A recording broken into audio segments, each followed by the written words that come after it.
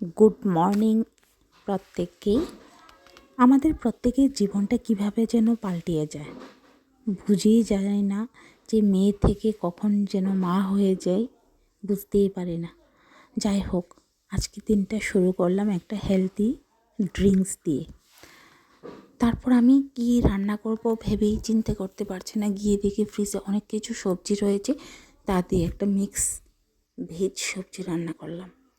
তো এই রান্নাটা কমপ্লিট হতে না হতে আমি ভাত বসিয়ে দিয়েছি। ভাতটাও হয়ে গেছে আমার। তো কি সুন্দর লাগছে না, শীতকালের এই ভ্যারাইটি সবজির যে মিশ্রণটা, দেখতে অদ্ভুত লাগে। আমার তো ভীষণ পছন্দ এই মিক্সড ভেজ সবজিটা। দেখুন, ভাতও হয়ে গেছে। ভাত, ডাল, মিক্সড সবজি বানিয়ে নিলাম। তারপর মেয়ের স্কুলের জন্য টিফিন রেডি করব। শীতকালে মেয়ে ফ্রাইড রাইস খেতে খুব পছন্দ করে, তো ভীষণ শর্টকাটে আমি ফ্রাইড রাইস বানিয়ে দিই। কী করি, একটু জিরে ফোড়ন দিয়ে কিছু ভেজিটেবলস দিয়ে বাস একটু সতে করে ফ্রাইড রাইস বানিয়ে দিই।